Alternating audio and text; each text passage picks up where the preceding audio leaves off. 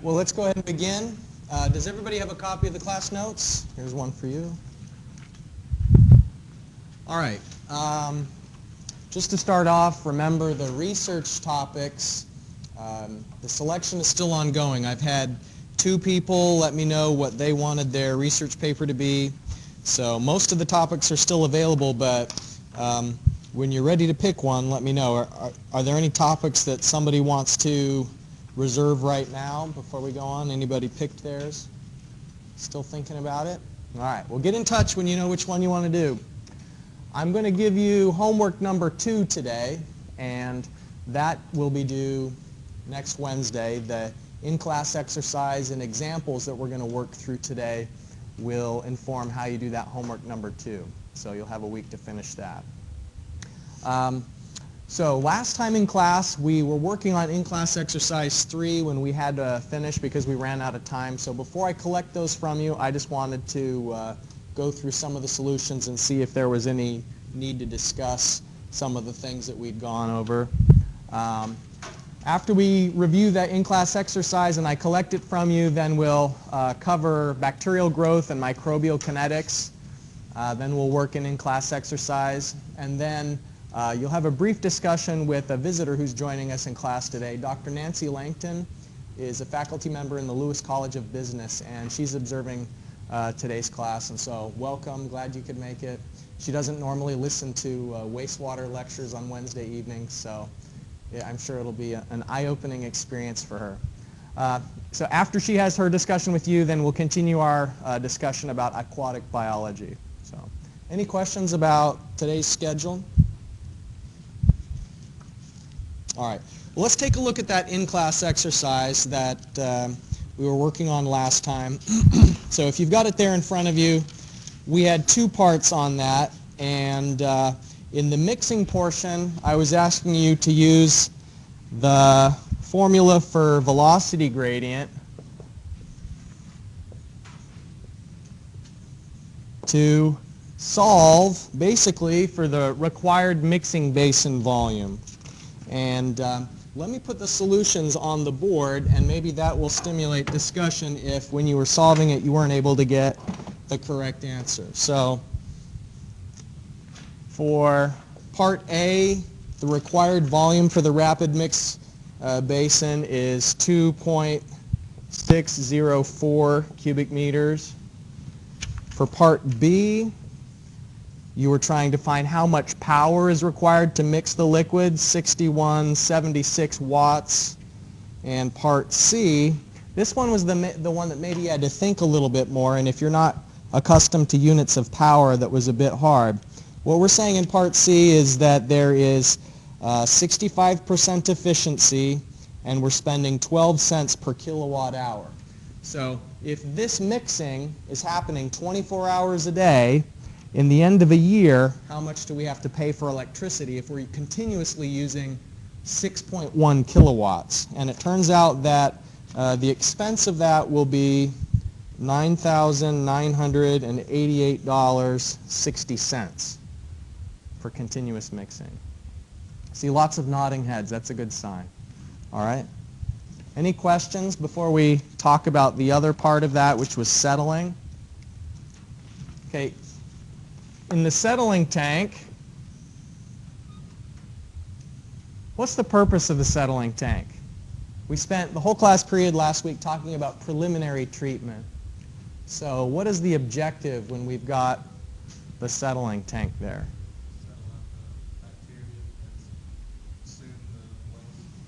Okay, it's definitely to settle out particles, but oftentimes the particles that we're settling are much larger than bacteria. Bacteria, the tough thing about settling the bacteria, and we will settle them in the secondary clarifier, but like in the primary clarifier, they're so small, they haven't flocculated together that it's hard to settle them. And they also have a density that's very close to the density of water, since bacterial cells are mostly water.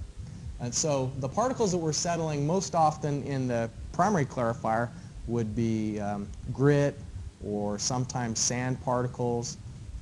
We might be able to induce a little bit of flocculation in the mixing basin, and then it could be some flocculated settling. But obviously, if we have some particle at the top and the water is flowing through the settling basin, and here is our effluent, this particle, as it's settling, is actually moving in two directions. It's moving down as it falls, and it's moving to the side as the water is flowing from the inlet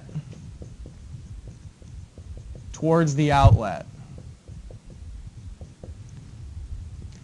So part of this question is to find out, how long is it going to take to fall the 1 meter that was specified as the height of the clarifier. So the main part, A, is asking what's the settling velocity, and that's where, with the Stokes equation, you should have found that based on the size of the particles and their density, that the settling velocity is going to be 2.568 times 10 to the minus 4th meters per second. That's very, very slow. It's a very slow settling velocity. Why so slow? Why don't the particles fall down quicker than that? If I drop this pen, it's not going to fall that slowly. What is it about a particle in water that makes it fall so slowly? It's still g, gravitational acceleration, right? 9.81, there I did, I dropped it, not intentionally though. 9.81 meters per second squared, so why does a small particle settle slowly in the clarifier? Water resistance. Okay, water resistance, what do you mean about that? The density of the water is pushing up on whatever the particle is, so it's got to be heavier to get through it. Very good. So the particle, as it falls, very quickly achieves its terminal velocity. Everybody, maybe you've heard of terminal velocity. It was a great movie from the 90s, but it's also, if you jump out of an airplane and you're skydiving, you don't keep accelerating and going faster and faster and faster. Actually, you only accelerate for 2 or 3 seconds, and then you reach a constant speed of about 120 miles an hour, because the drag forces equal the gravitational forces that are pulling you downward. The same thing happens to a particle. The particle is very small, and the density of the particle is close to the density of the water. So as the particle falls, it's pushing water out of the way. And it's that pushing water out of the way that causes the drag force. And so, when we think about why is this velocity so slow, it's not because gravity isn't having an effect. It's because it achieves that equilibrium with the drag forces and the gravitational forces very quickly. Any questions about that? Questions about terminal velocity? Now, the equation that you used to find this settling, it assumes that the particle is a sphere. And so any particle that isn't spherical, its velocity will be a little bit different than that, actually greater than that. Spherical velocity generally leads to a lower settling velocity than other shapes. Okay, so if we want 100% removal, then you should have had an overflow of 2.761 times 10 to the minus 4th meters per second. Let's see, did we do 100% removal or 93% removal? 93, okay. So for 93% removal, this is the loading rate that we go for, and that yields a width of 10.86 meters and a length of 32.6 meters. So those are the dimensions. Okay. For the width and the length? Or for everything? Okay. Well, the formula is given on the handout. The removal efficiency, 100%, the P should be as a fraction. So, okay, the overflow rate should be 100 times V sub s divided by P. So P, our percent removal is 93. So actually not a fraction. So 93. So it's just going to be, what's that? Right, yeah, as a percent. Yeah, so, yeah, I guess it's a little confusing in part B where it says P equals 93%. Just use 93 there since the 100 is already turning it from a full value into a decimal. So you can make that change now. You know, these in-class exercises are low stakes. This isn't a test. Well, I'm only off one decimal now. That was moving 2, so that would make it already have no line. So you're off by another 2, but the other direction? No, I'm off 1 now. I had a width of 1.09 and a length of 3.27. Yeah. All right. So I'm off by 1, so I'm still off. Okay. Did you have the settling velocity of 10 to the minus 4? Yeah. Okay. So it'll still be 2.76 times 10 to the minus 4 if, I mean, all we're doing is the settling velocity that we'd calculated, multiply it by 100, divide it by 93. Okay, so now the volume that we're going to need, the surface area, maybe it's this part. It's the flow rate divided by the settling velocity. Okay, and so the flow rate that's specified is 8450 cubic meters per day divided by the settling velocity. And if we convert that from cubic meters per day into cubic meters per second, so it's 9.78 times 10 to the minus 2 cubic meters per second, and 2.761 times 10 to the minus 4th meters per second. So our settling area, the settling area that it talks about is the bottom surface of this clarifier. It's kind of an unusual thing with clarifiers that it actually doesn't matter how deep the clarifier is. Your removal, the ability of a clarifier to remove is only dependent on the bottom area of the clarifier. And we'll talk about why that is in just a minute. But the surface area that you should get is 354.2 square meters.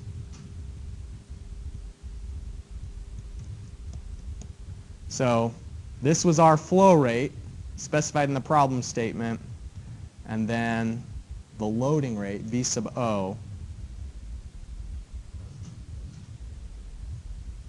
All right. And then the way we get the width and the length is we know that the length is 3 times the width. So area is width times length, and the length is 3 times W.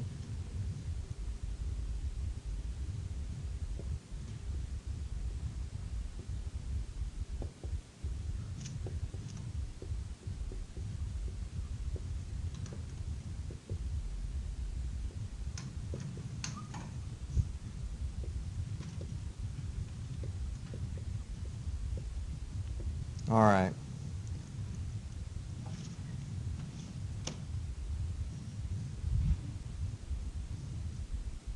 Selena, did you have, was it just the P value that had thrown you off? Okay. Everything else is fine?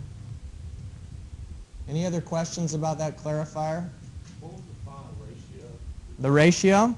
Well, if we have a width of W and a length of 3W, since it's 3 to 1, it's 3 times longer than it is wide, then just the area is 3W squared. And so, Yeah, sorry, I meant the fall time.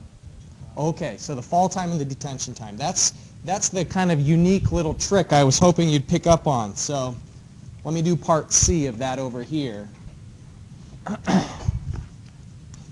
Okay, so part C, the detention time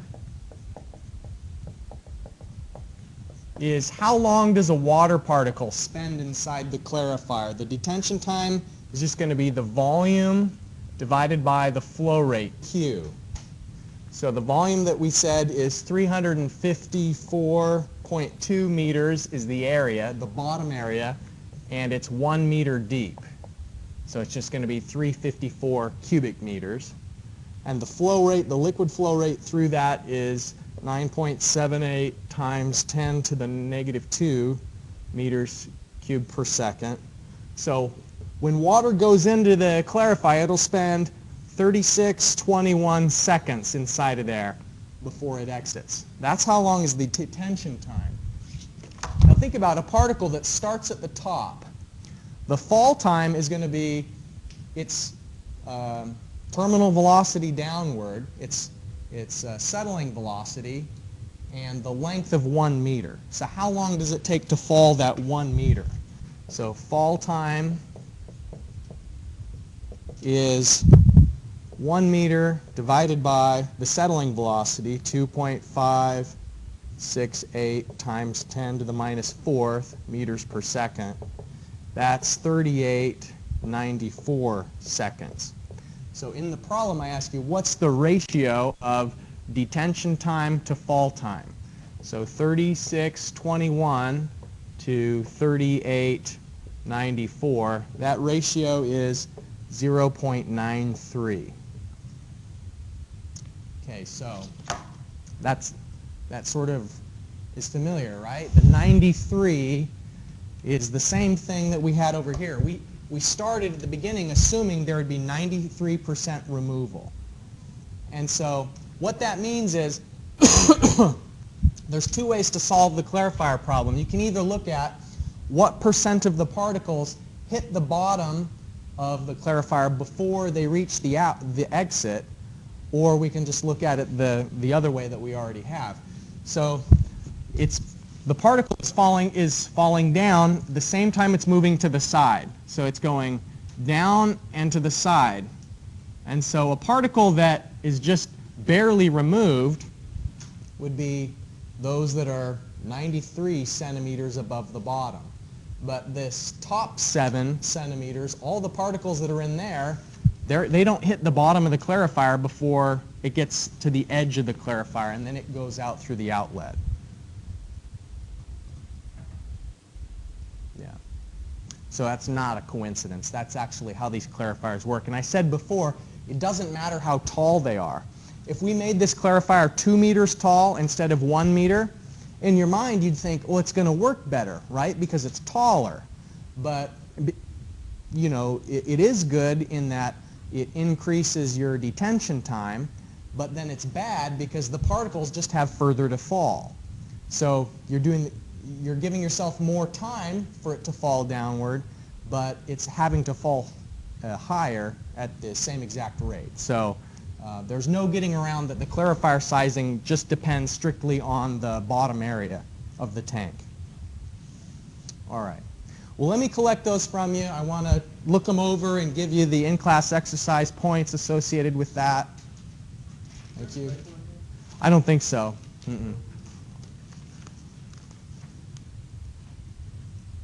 That's all right. Just I'll take a look at what you've got. You can fix them up later. Remember, these in-class exercises are low stakes. Let me take that from you. You don't have to get it perfect now. Thank you.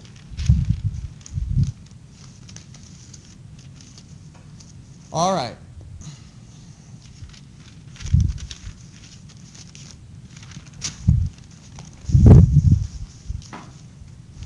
So we are talking about bacterial growth today. We're in Chapter 7. Last week we devoted the entire class period to preliminary treatment in Chapter 5. I graded your presentations that you did. The scores are in the grade book. I thought everyone did a really nice job. And so here's the terminology that you should be acquainted with from Chapter 7 for our midterm exam. And one thing I'll point out is I gave you notes last week, even though you were the presenters on each of the preliminary treatment steps.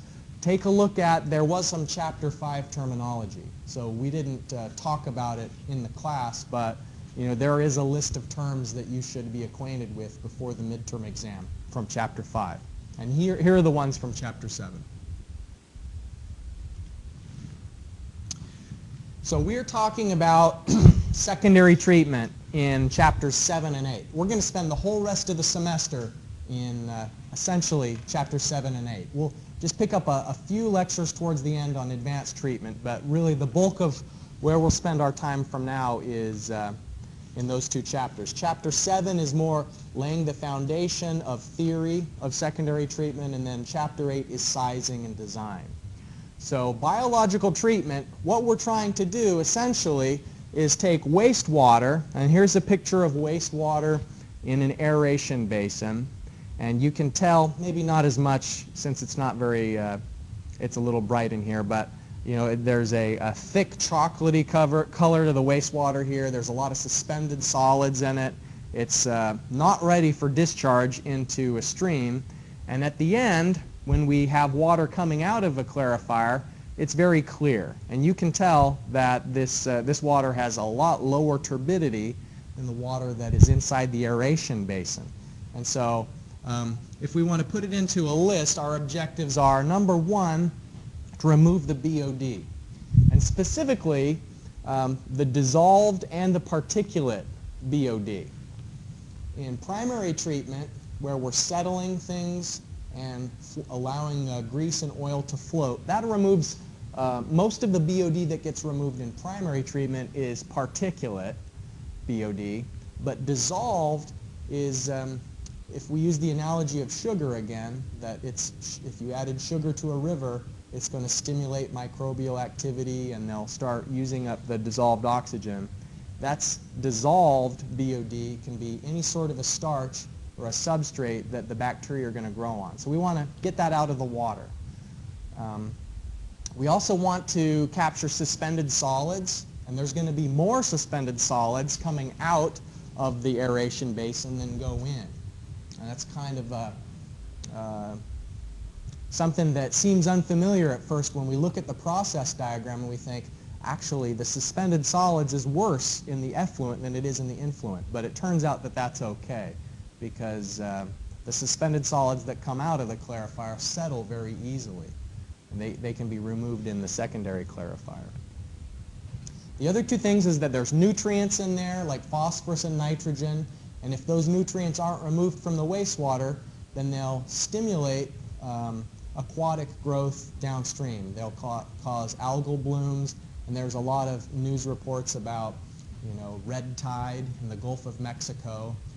They had a big algae bloom in Lake Erie this past summer, where the water supply in Toledo, Ohio was threatened because there was too much nutrient discharge into the lake, and bacteria, which have toxins associated with them, get into the water supply. So we want to remove nutrients because it really can, an ecosystem will run spiraling out of control if there's too much phosphorus or nitrogen in the system.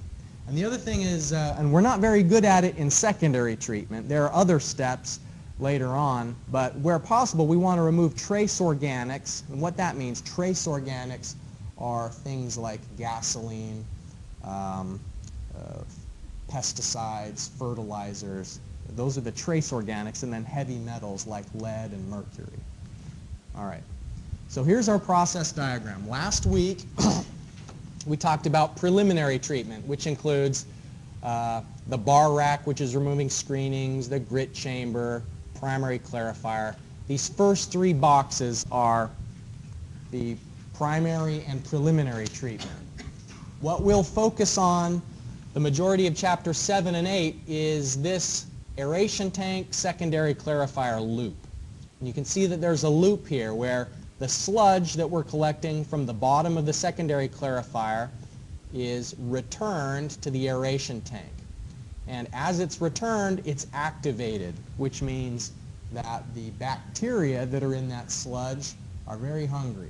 We've been smart about it. We've designed the aeration basin and the secondary clarifier and gotten our timings down just right that by the time we return them into the aeration tank, they're really ready to do some damage on the dissolved BOD. They're going to consume it very, very quickly, much more quickly than they'd be able to if it was just an aeration tank with no return sludge. The return sludge is sort of the aha discovery moment in the early 1900s that allowed wastewater discharge concentrations to be so much lower than they otherwise would be. There's another kind of similar treatment. This is activated sludge, which is the most common wastewater treatment. We'll also spend a bit of time talking about trickling filters.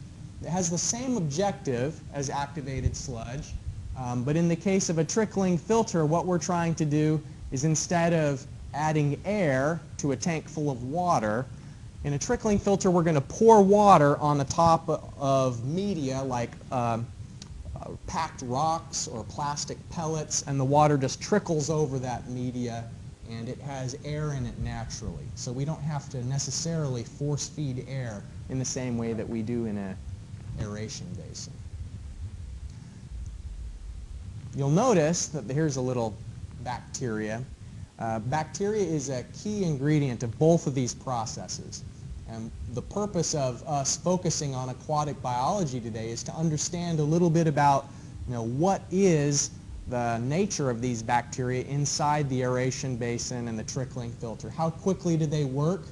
What kind of microbes are in there?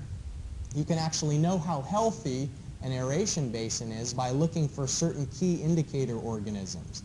If you have some of the big secondary predators like rotifers and protozoa, you know that your sludge has aged well and that it's got a nice diverse ecosystem that's going to break down the wastewater pretty completely.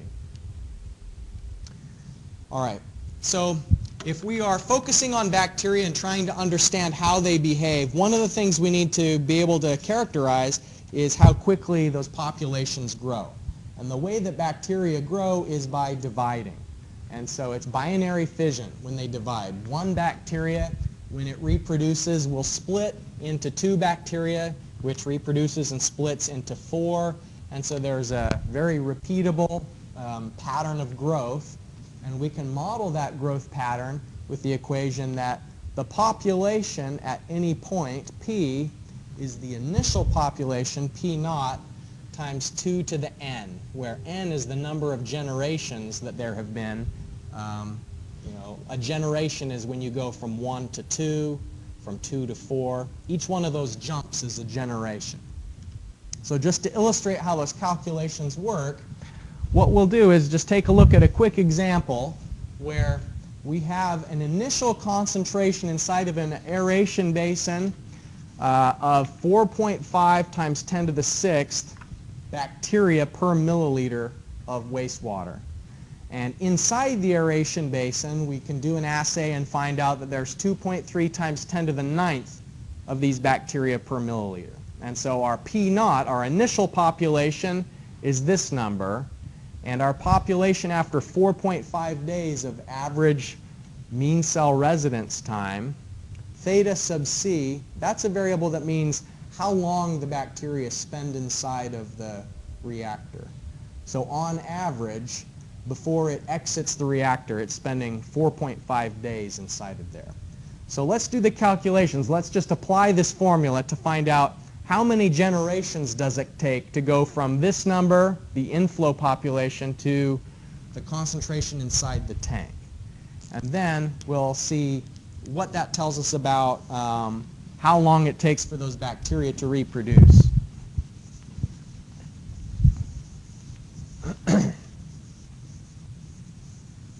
All right, so P naught is 4.5 times 10 to the 6th per milliliter, and P is 2.3 times 10 to the 9th per milliliter.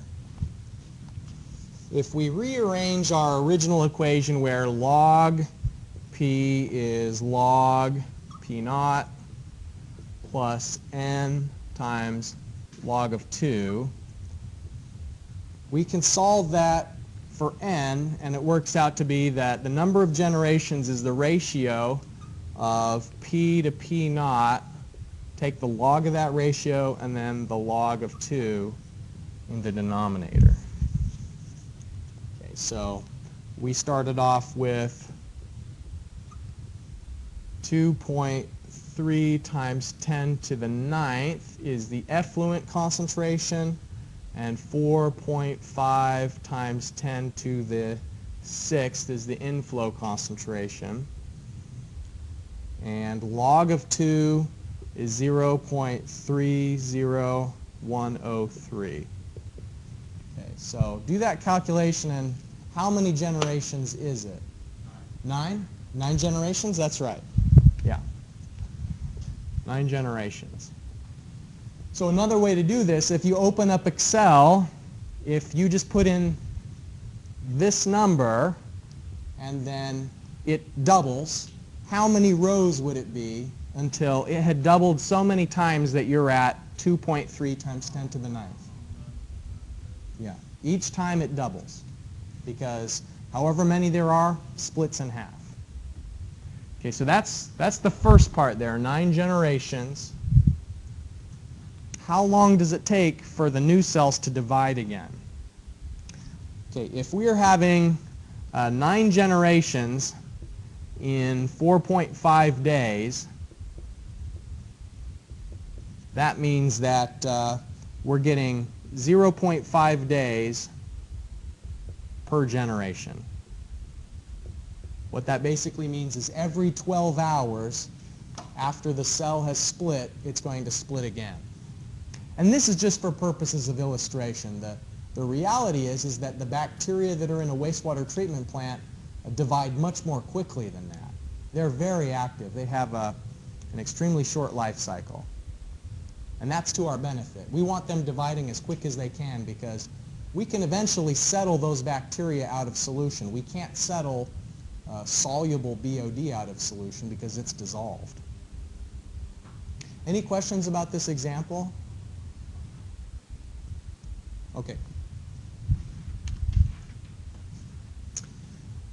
I just want to jump through kinetics quickly as a refresher. We, in our first class period, used Excel to take a look at zero order, first order, and second order kinetics. And remember that a reaction rate tells you how quickly something is accumulating. So D here means delta, or change. So the change of some constituent A with respect to time. DT means change over time. So how is A can be anything. A might be the number of bacteria present. A can be a concentration. It can be a chemical concentration. It can be the concentration of bacteria. So R is just the rate that something is changing. It can be an accumulation or it can be a decrease. So zero order kinetics, remember, was when the rate is constant. And the way we know it's zero order is if we plot the data and we see a linear trend when we have the amount on the y-axis and time on the horizontal axis. So it's a linear relationship here. That means that you have a constant change of amount over time. So in a biological system, we don't see zero order kinetics in a biological system. Zero order kinetics we sometimes see in physical systems, though. Let me dim the lights a little so you can see this picture better. I took this picture about 12 years ago when I was in graduate school and I was doing research on ultraviolet disinfection. And what I found at the end of that research is that there was like a slime that was accumulating on these tubes, and it's a light inside. The light is shining into the wastewater, and it's supposed to kill pathogens. And so obviously this coating is a bad thing because it shields the pathogens that need to be inactivated. And I measured how quickly is this coating accumulate and what is the rate of reaction. And we determined that it wasn't a biological reaction, it was a physical reaction because we noticed that it had first order kinetics. I'm sorry, zero order kinetics. It was constant over time. There was a constant accumulation of the fouling over time. First order reactions, on the other hand, our rate depends on more than just a constant. It depends on a constant, but also the amount that's present. So it's a rate constant K, and however much is present, the amount functions into how quickly the reaction is occurring. So let's look at both an increase and a decrease. In the case of an increase, when you only have a little bit, the rate of the reaction is slow. And look at the slope of that line. It's a shallow slope.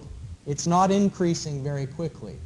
But the more you have, it's getting steeper, and it's the slope of the line that is the rate of the reaction. So when you have a lot, when there's 35, whatever this amount is, maybe it's a concentration, maybe it's a quantity, by the time you get a lot of it, it's very steep because the rate of the reaction depends on how much is present. And this is a consumption reaction, and the same thing is true. You are having a decrease in the amount very quickly at the beginning because there's a lot there. but the rate of the reaction decreases as a function of how much is present. So these are our first-order kinetics, and you can identify first-order kinetics by taking the natural log of the amount, plotting it, and the linear behavior. And that's what we did in that first in-class exercise when we were trying to identify the kinetics. And you remember that second-order kinetics is when it's very, very dependent on the amount that's present. The rate of the reaction, R, depends on a constant times A squared. And so the amount has a really high influence on the rate that it occurs. And in this case, you identify a linear trend by taking 1 over the amount versus time. Okay, so with that refresher in kinetics, what we're going to talk about is yield today. We're going to think about how much of the food turns into new bacteria. And I'm simplifying it here. Remember, we talked about the idea of sugar as a pollutant. That if you add a bag full of sugar into a stream, the bacteria that live in that stream are going to consume the sugar. You've given them an energy source. Or the fancy word for food in wastewater treatment is substrate. If you've given them a substrate, you're going to stimulate the biological activity of the bacteria, and so they're going to consume dissolved oxygen. We don't actually care if the bacteria are there. It's the bacteria that naturally live in a river. They're not going to do us any harm directly. They're not going to do the fish any harm directly. It's the indirect effect that is troublesome. It's because when they utilize the substrate, they're also utilizing oxygen. So in yield, what we're going to look at is how quickly the cell grows compared to the energy that it consumes. And bacteria are a lot more efficient than us. If you think about how much you eat in a day, the ratio of how much you eat in a day and how much weight you put on, it may seem like it's pretty close together, but you don't eat 1 pound of food and gain 1 pound of weight.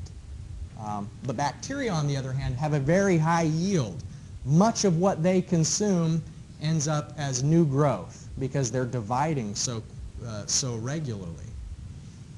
So yield takes into account the relationship between substrate, which is food, the food that they're consuming, and in the wastewater treatment plant, the substrate isn't sugar. The substrate that they're consuming is dissolved BOD. It's when you put chicken or bread down the drain. If you grind it up in the garbage disposal, the food that you put into the sewer, the bacteria will break down that food. So that is the substrate that's in the wastewater.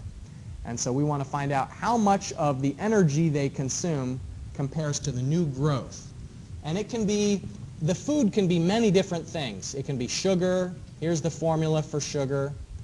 Casein, which is a milk-based protein. So here's the carbohydrate, the formula for casein. It can be any sort of energy source that's a carbohydrate. And we represent the new bacterial growth by this chemical formula. And you'll see this again and again. It just gives you a relative idea of what's in the bacteria. You'll see that it does include nitrogen, but phosphorus isn't included. You actually have to trace small quantities of phosphorus. It's not included in this approximation of the formula. The units of yield are mass per mass. It's a unitless quantity. It's the cells formed is the change of volatile suspended solids. In the margins on your notes, VSS, you should write that VSS stands for volatile suspended solids. And when we are measuring things in the wastewater, the volatile suspended solids are the new cells that have grown. By volatile, that means that if you cook it, if you boil it at 550 degrees Celsius, they'll burn away. That's what volatile means. And the suspended solids are what can be strained out of the wastewater if we use a filter. And then here, COD. Previously, we've been using the term BOD. COD stands for carbonaceous oxygen demand. And it's a broader term than biological oxygen demand. Carbonaceous oxygen demand means the demand for oxygen that would exist from cells or from chemical reactions if we are breaking down all of the energy sources in the water. Okay, so any questions about the yield? Biomass yield? All right. Let's look at this last slide before we transition to some active learning with the in-class exercise. Oxygen.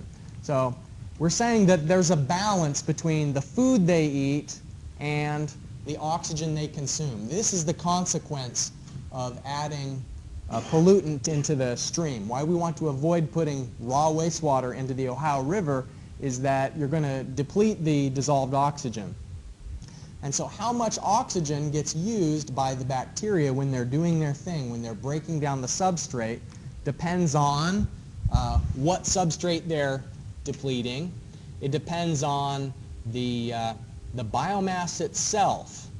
Because they're growing new cells, those cells can be broken down. It's not just the primary energy source, but, excuse me, when they've consumed the BOD out of the wastewater, there are other bacteria that are predators. It's similar to a lake, how there will be primary fish and then there will be predator fish that eat other fish. And, well, the same thing is true in the aeration basin. There are bacteria that will consume the primary bacteria.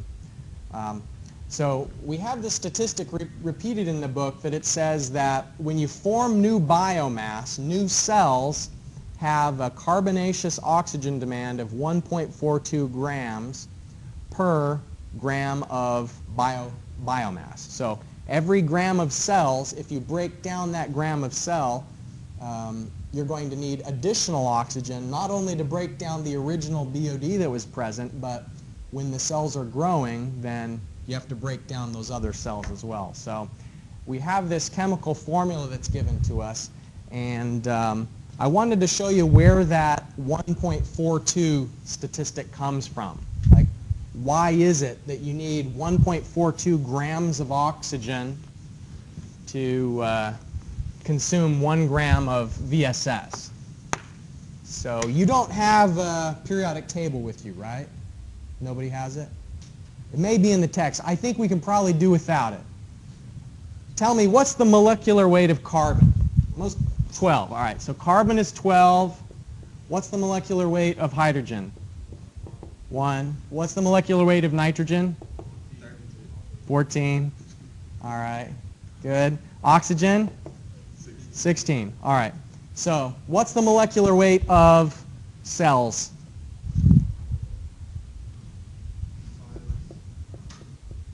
Can you do that math in your head? I can't. Yes. You did it in your head? Good for you. I couldn't. All right.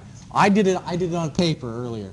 Yeah, it's 113 grams per mole. Okay, so that means 1 mole of new cells requires, it has a molecular weight of 113. What is the molecular weight of 5 moles of oxygen?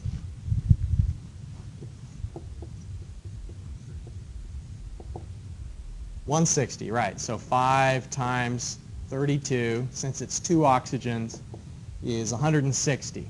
And so the ratio of 160 grams per mole of oxygen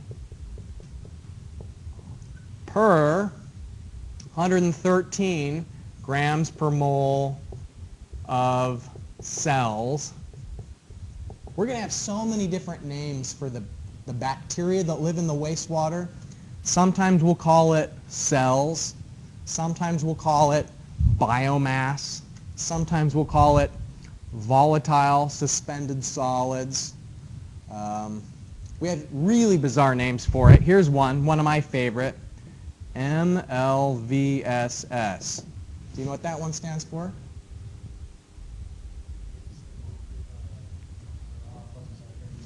You got it, Zach? Mixed liquor volatile suspended solids. So next time you're at a cocktail party, ask for mixed liquor volatile suspended solids, or go to the bar and see if the bartender knows that one. What it means is, in the aeration basin, when you've added the activated sludge, you've got a mixed liquor, they call it. I don't know why they call it mixed liquor. Now, this was invented around the early 1900s, so they had all sorts of weird names back then, and it stuck, I guess. But the point is, we're going to be calling these cells a lot of different things. And I think it's important for you to know, you see 1.42 over and over again in the calculations. What it means is, if you break down those cells, then you need 1.42 grams of oxygen to break down 1 gram of cells. So that's where it comes from. All right, in-class exercise. The purpose of this in-class exercise is for you to get some experience with the calculations associated with yield. And this ties into the homework that will be due at the beginning of class next Wednesday. So like usual, I'd suggest that you get with a classmate and work through these collaboratively. I'm going to be circulating around, and I've got the solutions here. We can check those as you go through it.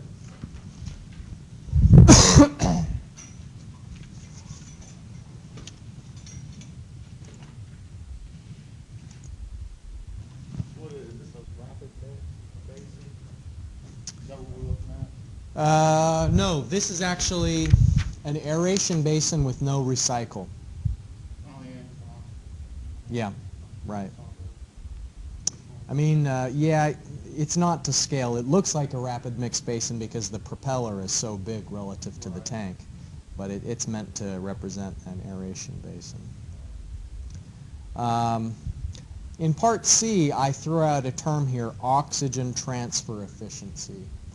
And sometimes you can get statistics on how much oxygen a certain piece of equipment can deliver to water per kilowatt of its operation. And in the presentations that were given last week, there were some slides that showed mechanical aerators that are like lifting the water into the air and trying to introduce bubbles. Probably the most common aeration setup for a large-scale municipal wastewater treatment plant is put to diffused air dispersion at the bottom of the tank, where it's just basically introducing very small bubbles. And you know, there's a whole question of, if the atmosphere is only 20% oxygen and most of the air that's introduced at the bottom of the aerator is going to escape to the top, what's the transfer efficiency of oxygen? You know, what's the efficiency of the pump? And so there's really a lot of factors that go into it. And this oxygen transfer efficiency factor here, where it's just saying how many kilograms of oxygen it delivers per kilowatt of hour, cuts through all of those intermediate efficiency factors and gets basically to how much oxygen it delivers per electrical cost. So it's a nice statistic to have when it's available.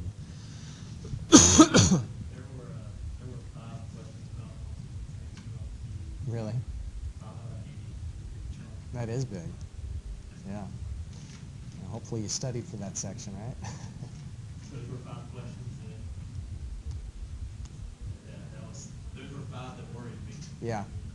I help write the PE exam. I go down to Clemson, South Carolina a couple times each year. I don't write the PE exam. I write the FE exam, but the way it works on the FE, and it's probably similar on the PE, is you only need to get about 60% of the questions right in order to pass. So they tell you needed to get this many right, I think. Really? Released. Yeah. He said it's typically around 54 questions out of 80. Correct. Yeah. That would be somewhere in the ballpark, yeah. Because that's how he, basically you have to get 70 on it. Yeah. What they have is a cut score, the way that they, the both the FE and the PE, they do a standard setting study where they sit down with engineers and they basically say, is this question something that the average person we think should be able to get right? And I've never seen percentile scores, like how many people you did better than. But in at least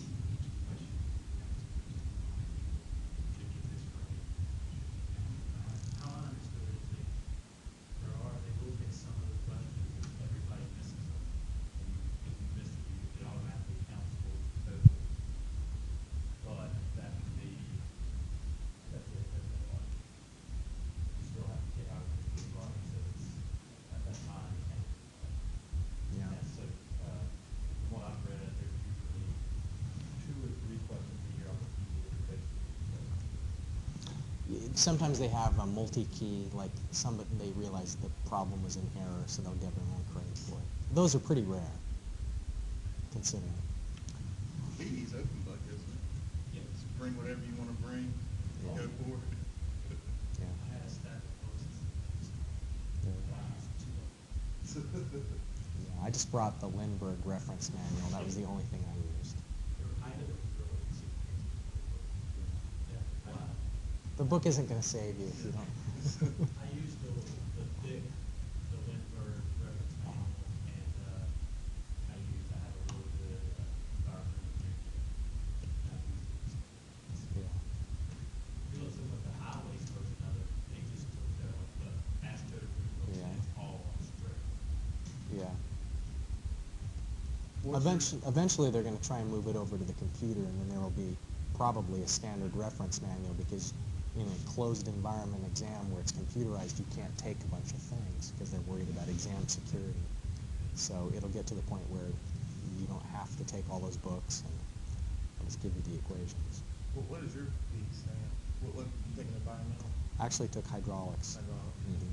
But it doesn't say on the stamp what you took. It doesn't even say civil or mechanical. Technically, I could stamp electrical drawings legally, not ethically, but and even the legally is debatable, I suppose. But the stamp itself doesn't say. Do it till you get a college. No, no. Did you take your I took it in Utah. Okay, they want hydraulics Hmm. that's what I Yeah. You took it in Utah. Hmm. A long time ago. You could take it as soon as you wanted. You didn't have to wait for a certain amount of experience. So I Would just. be in effect that something like a year, 4 You still years, have to get the experience, but you could take the exam anytime. right after that. Yeah, yeah. And that's what I did.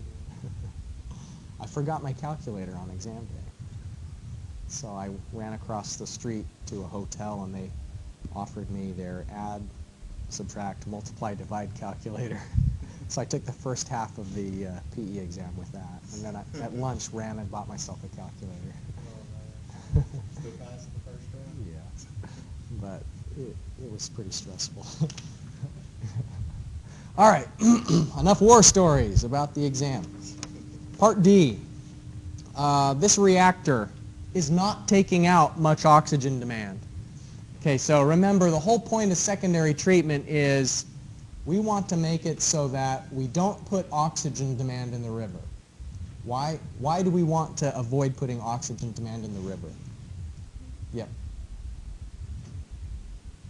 Yeah, oxygen demand should not be put into the river. How come? What's the bad effect if we put oxygen demand into the river?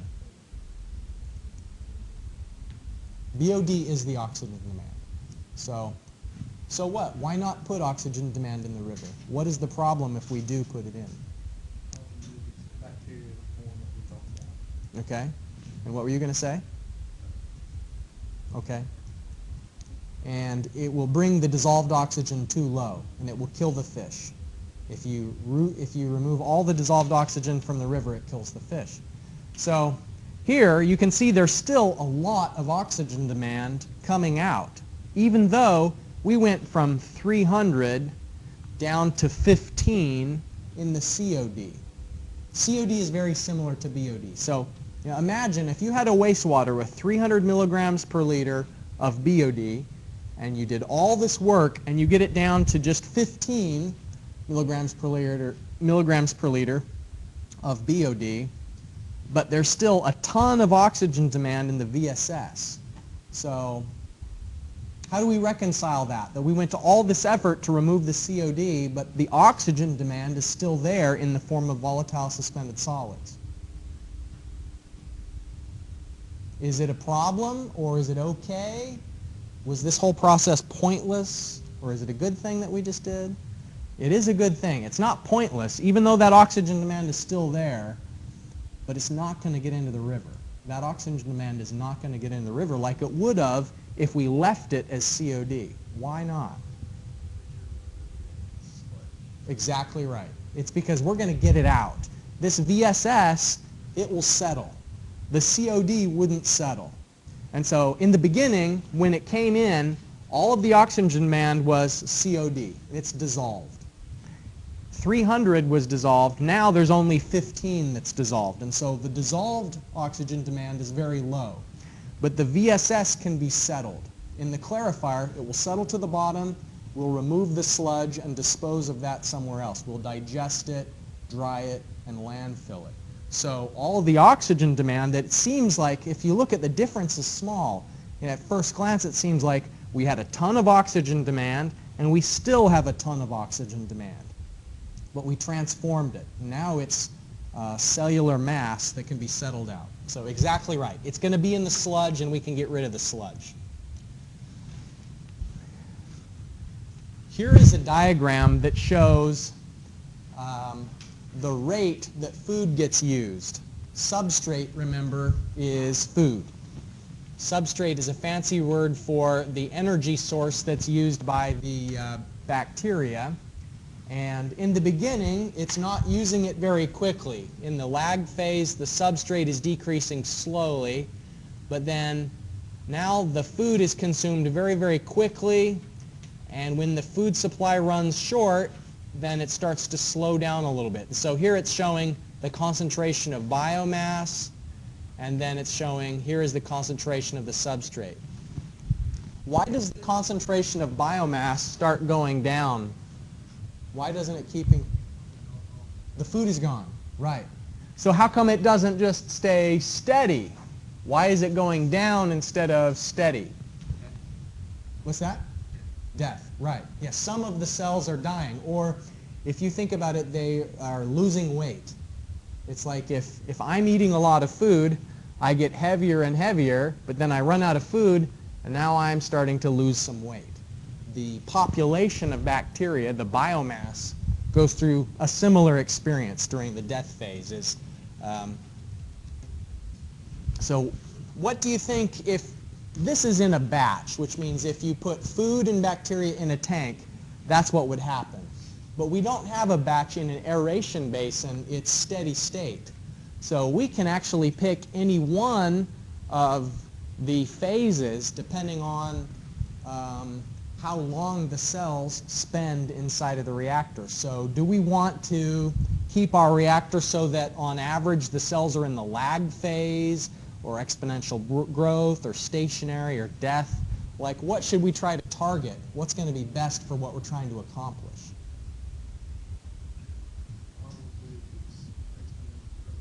And what's your reasoning for that?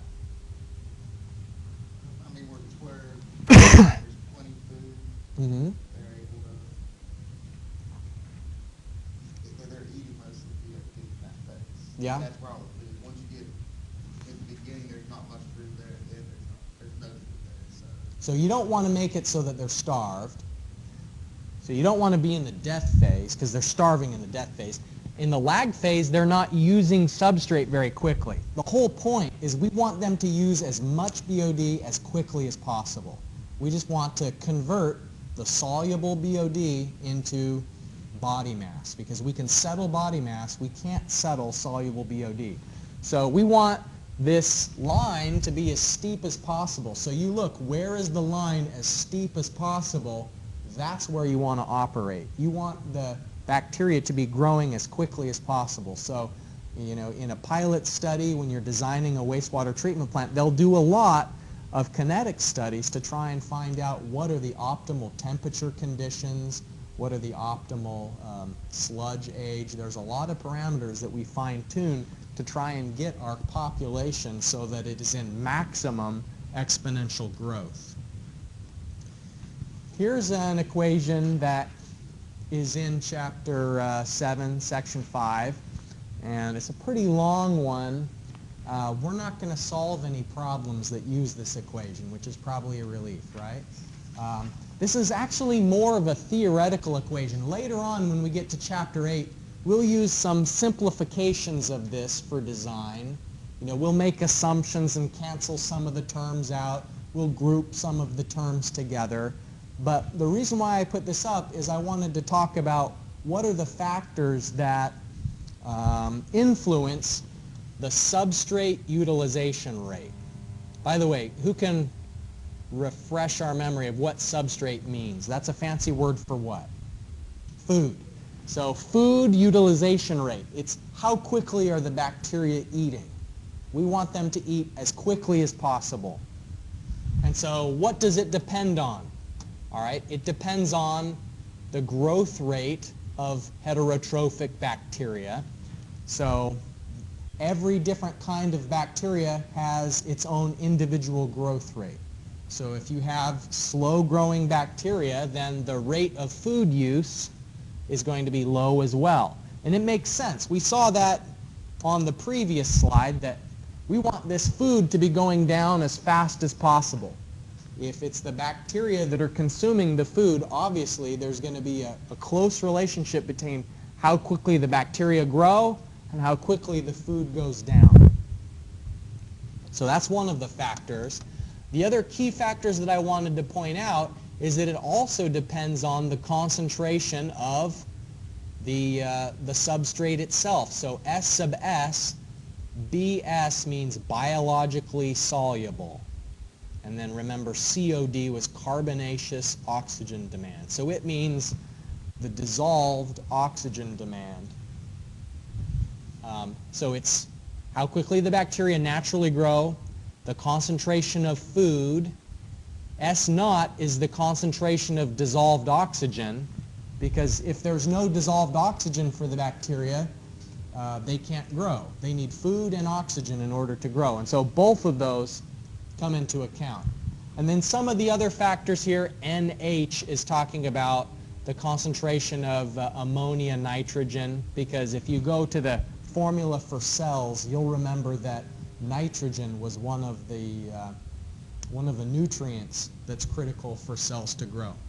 So we'll come back to this later in the semester, and we'll go through the derivation of how we go from the full biomass growth rate equation to the simplified equations that we use for reactor design. One other thing I wanted to point out before we move on from this, though, is that your growth rate at 20 degrees Celsius is going to be higher than the growth rate if you have cold temperatures. The bacteria are sensitive to changes in temperatures, and generally speaking, the warmer it is, the faster the substrate utilization rate is. So if it's very warm, the bacteria are active, they're breaking down the BOD more quickly. And if it's cold, bacteria are less active. That's why we put food in the refrigerator. The bacteria are still growing in our food when it's in the refrigerator, they're just growing more slowly, and so we don't get sick. Here is an empirical equation that estimates what is a rate constant at any other temperature besides 20 degrees Celsius. And this term theta, it varies depending on what is the reaction in question, from about 1.04 to 1.2. So sometimes in water quality modeling, we'll use this equation to correct for temperature change, and we use 1.05 as a typical bacteria in water constant for theta. But what you need to remember is warm water makes the bacteria more active.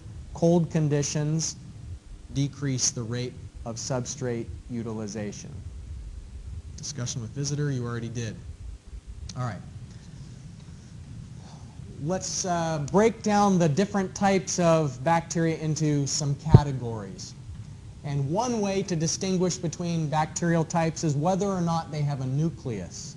And you can see a prokaryote has no nucleus compared to a eukaryote does have the nucleic acid, the DNA, is in one central location that's enclosed by a cell wall. So in a prokaryote, the DNA is everywhere. All right, so those are some of the main classifications. Now, there's nothing more dangerous than asking an engineer to teach a biology class, you know. You're engineers, I'm an engineer, and here we are talking about biology. So I won't go too deep. We won't talk about the cilium and the mitochondrion. I remember in my freshman biology class memorizing all of these things and what they did, and that's long since left my mind. I don't remember what the ribosomes are for. But luckily, when we're doing the design equations, we don't have to remember precisely what the different components of bacterial cells do. But it is interesting to know what they're made of, because we were talking about endogenous decay just a few minutes ago. That's when the bacteria begin to die. Endogenous decay is when they're losing weight because the bacteria are feeding on one another. So when they're doing that, they're doing it because the bacteria inside their cell walls have energy. And that energy comes from the fact that cellular material is made out of proteins, polysaccharides, RNA, DNA, lipids. So there's energy in all of this.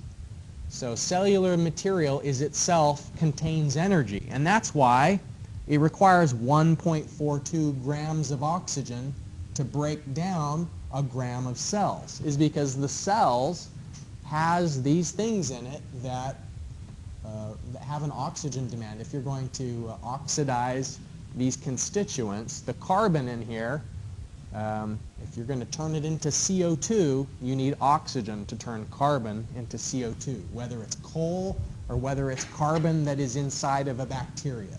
Oxygen is required.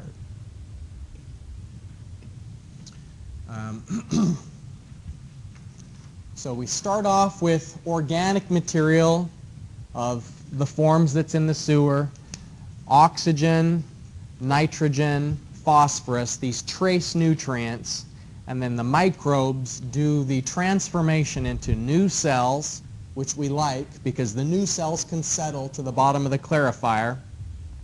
They discharge gaseous carbon dioxide, water, and then either nitrate or nitrite, which hopefully we can convert into gaseous nitrogen.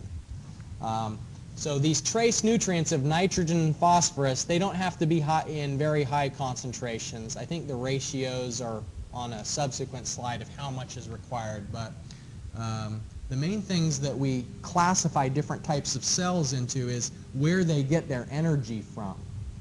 And an autotroph is something where it's going to get its carbon source from atmospheric carbon dioxide that can dissolve into water. Most of what we have in wastewater treatment, though, are heterotrophs.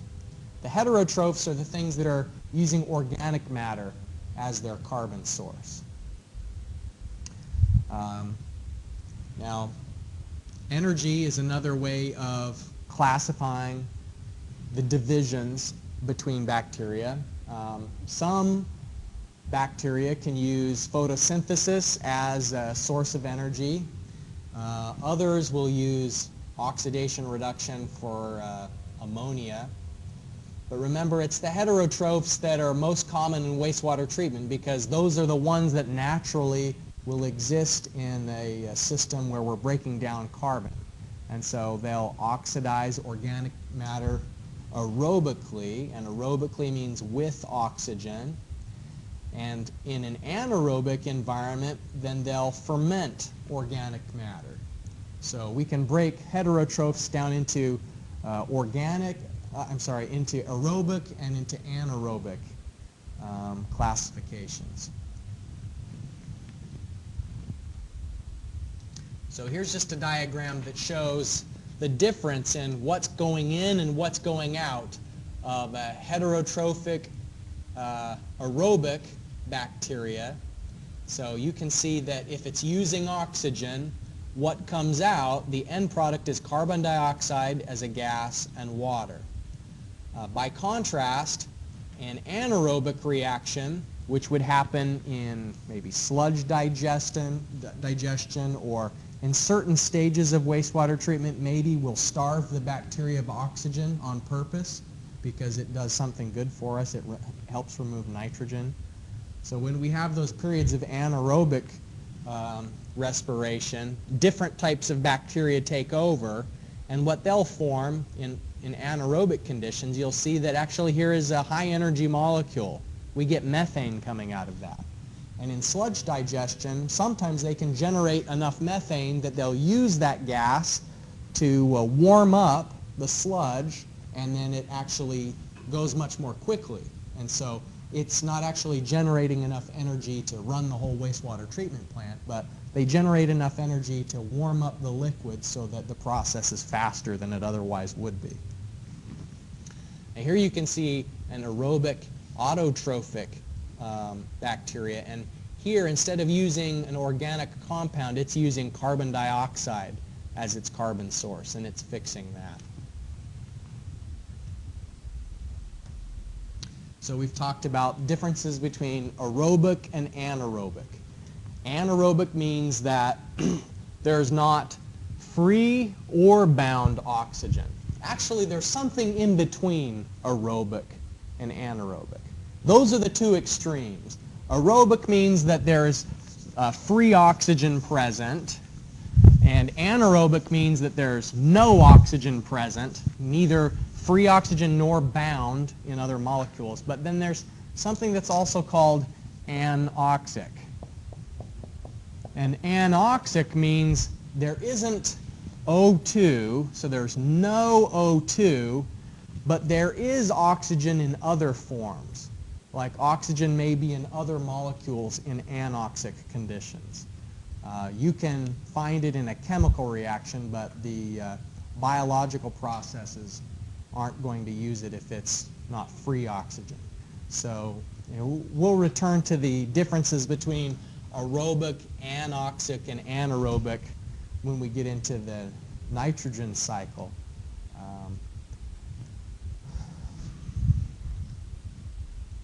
Here's just a quick look at that. One of the fun things that you can do, we're going to be playing around with bacteria, trying to get them to consume BOD as quickly as possible. But in a configuration like this is an aeration basin, and you're circulating it around. They call this like a racetrack. Imagine that you go to the races and you're watching wastewater circulate around in a tank. So you're off to the races, but you only put in aeration in certain spots. And so if you put in aeration in this zone, you're keeping the water fully oxygenated as it circulates around, but then it's consuming the oxygen, and by the time the water gets to here, it's running out of oxygen. And so the types of bacteria that would live in that part of the in the aeration basin are breaking down different chemicals in the wastewater. And so you can sort of fine-tune different zones within the secondary treatment to remove different constituents. And this is showing how you can have carbon being fixed in the aerobic zone, and then in the anoxic zone, which is sort of halfway between aerobic and anaerobic. In the anoxic zone, you are having nitrate act as an electron acceptor. And that's how you eventually get nitrate to turn into nitrogen gas.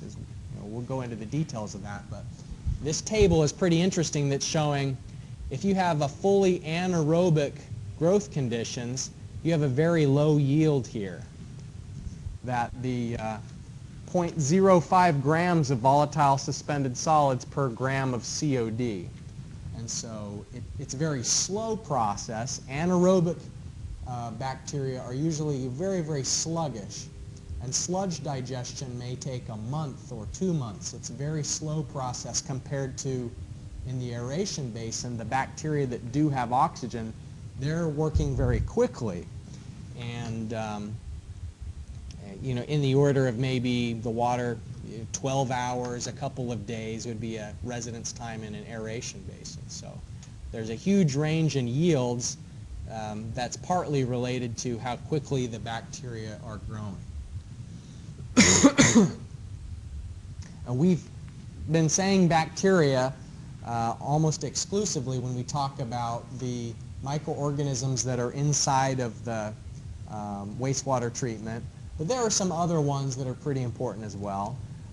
In addition to breaking them down by their carbon source and their energy source, you can also classify bacteria by their shape.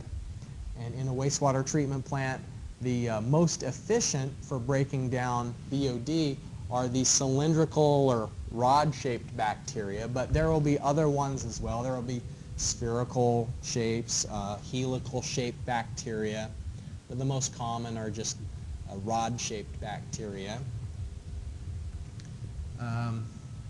There are different types of bacteria that have preferences for temperature. And cryophilic are those that prefer cold temperatures, mesophilic are sort of in the medium range, and then bacteria that love warm conditions are thermophilic.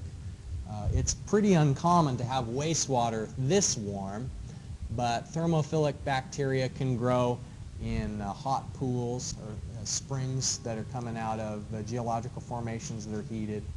And here is that slide that talks about different nutrient ratios. And it shows that for every 150 units of BOD, you only need 4.7 units of nitrogen and 1 unit of phosphorus. And that's why it's so problematic to add excess nitrogen and phosphorus to a stream, is that the BOD don't usually need very much of this, and bacteria are typically limited by how much phosphorus is in an environment. And so the river would be cycling through carbon much more quickly, except for it just doesn't have enough phosphorus. And when you add a lot of phosphorus, the receiving stream can become what's called eutrophic, where it's very, very active and growing a lot of algae and problematic weeds. And so these are the ideal ratios for the nutrients that we have in a wastewater treatment plant. And the growth of other species in the receiving streams, the ratios are similar to that. Here's some information that comes out of the text that just in one table is showing the difference between heterotrophic, autotrophic, their preference for oxygen, what their electron donor and electron acceptor is, and what the end product of the reaction is. Besides bacteria, sometimes there will be fungus growing inside of a aeration basin, and this is actually a real problem. It's not a good thing. Some of the other, besides bacteria, you know, we like rotifers, we like protozoa, they're fine, but fungi are not good. They cause a problem that's called sludge bulking, which you don't want in a clarifier the sludge rising to the top. You actually want the clarifier, the primary clarifier, you can handle maybe things that float, but in the secondary clarifier, you want the sludge to settle to the bottom because you're trying to collect it and re-inject the sludge, the activated sludge, into the upstream of the aeration basin. And so here it's showing some bulking sludge that floats to the top, and that can really be a problematic thing. Algae, in some instances, can be useful if you have, for example, a big lagoon.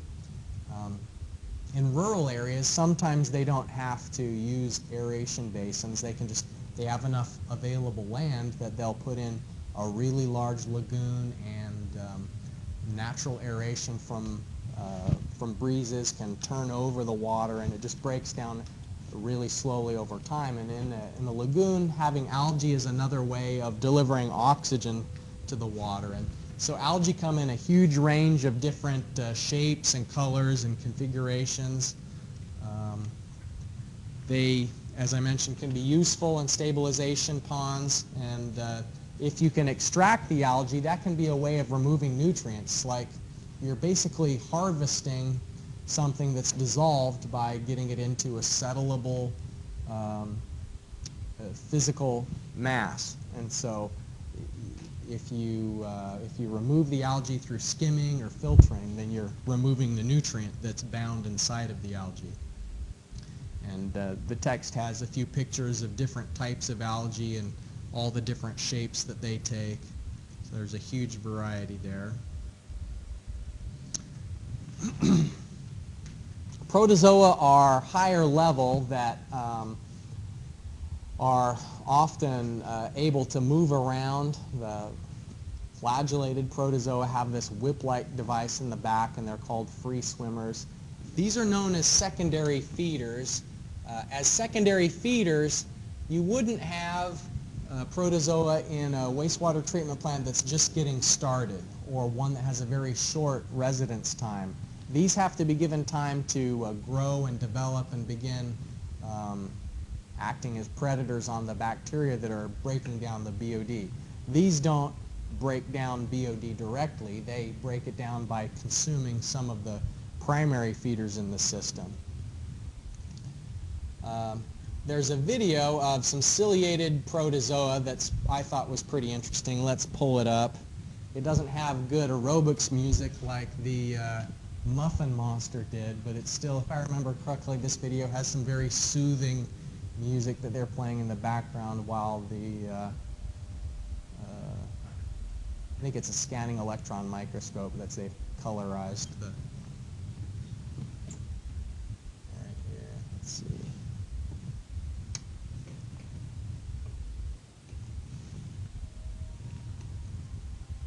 That's nice, right?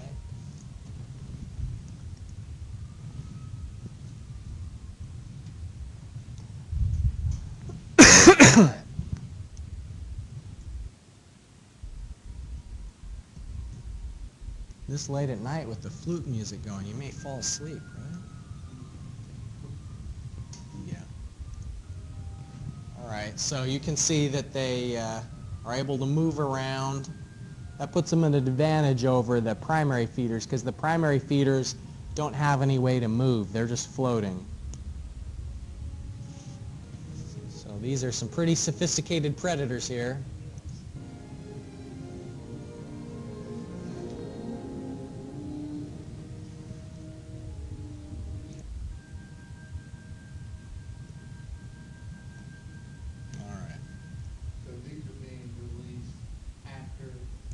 They're not,